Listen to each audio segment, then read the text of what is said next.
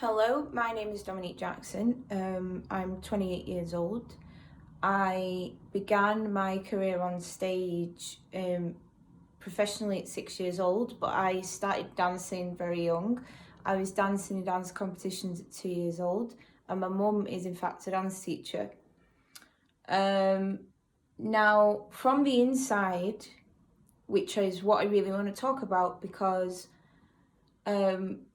I think people find the term racism quite difficult, especially when you are a teacher and you love and care about your students. But I think the real thing that needs attention in terms of young dancers of colour is that there needs to be a little bit more facilitation towards the vulnerability of being the only one in the room most of the time, and also not really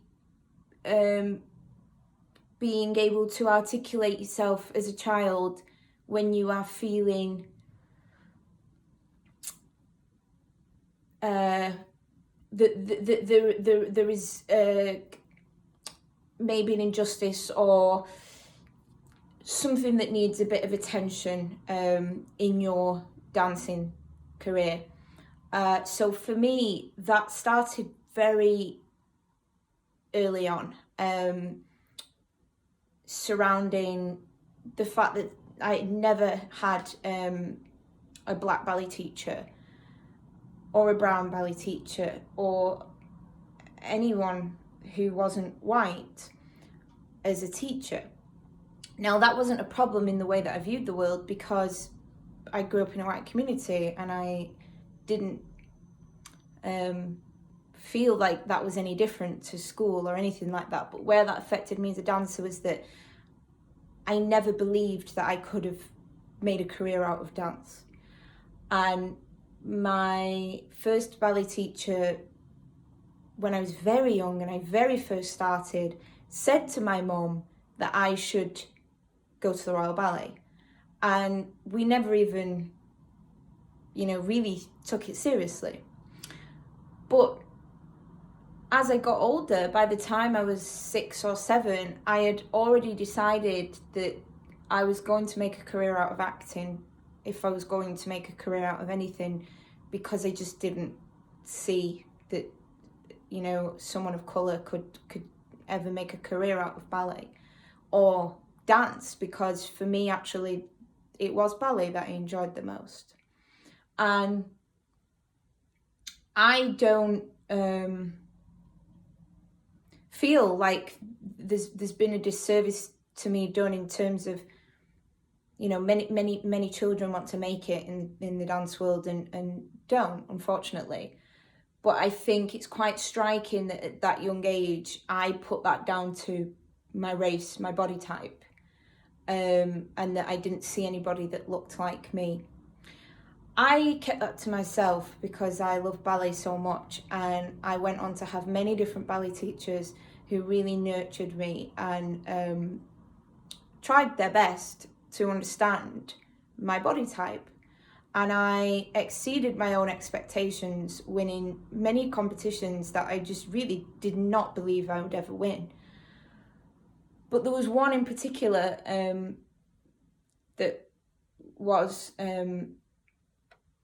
with children from full-time ballet schools, and I had qualified through a heat, and when I got to the final, which was like a long program, I came away from the first day and I said to my mum, I don't fit in, and I didn't want to go back.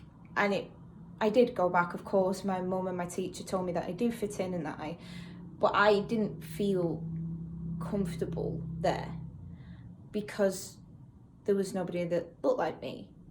And I also, by that age, I think I was about 11, had started to diet to fit in with, now I was very slim, but I knew that there was a misunderstanding of my body, and that teachers had tried to encourage me to push my bum down when my bum was already engaged. I wasn't sticking my bum out, you know, and there was a problem surrounding the shape of my legs, which, you know, you can say all these things are, you know, can come up in any child, but the real thing was that the image of ballet at that time was really painted in a certain way that for me, so soon, I'd already decided that that wasn't going to happen. And I have always continued to dance, and particularly ballet has always been close to my heart. And, you know, now at 28, I mean, I love what dance has done for my life, and my technique has developed way beyond my own expectations. And now, because of the internet and knowing about people who have made a career out of it, of colour, I often look back and I think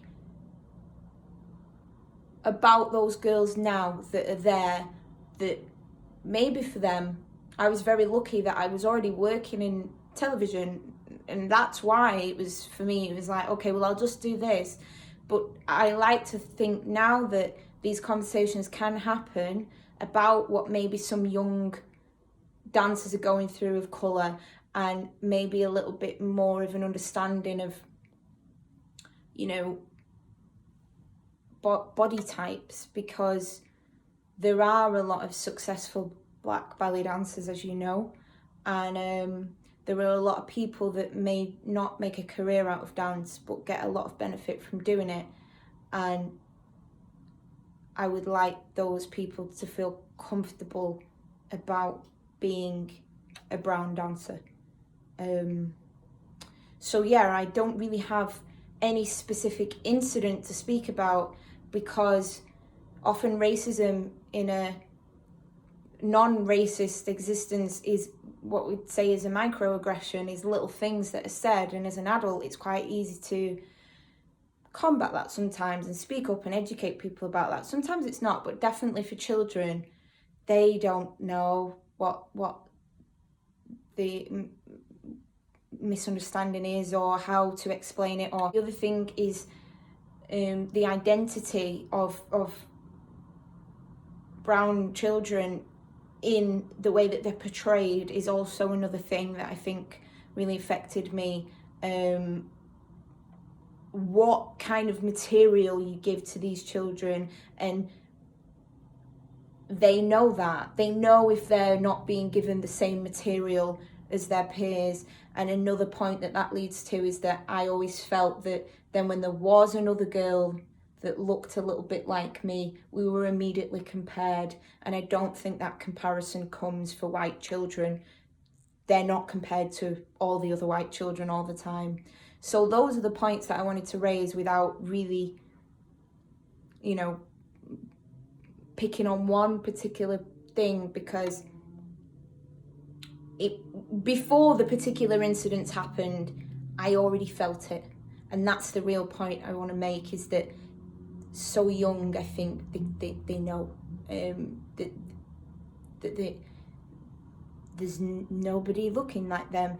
And so what I would like to ask is that there can be more appreciation for feeling that potential vulnerability, and from parents of mixed race or black children to really talk to your child as much as you can about how they feel, and eventually hopefully they can share that with their friends and create a bigger perspective for everybody, as we're all part of the same world.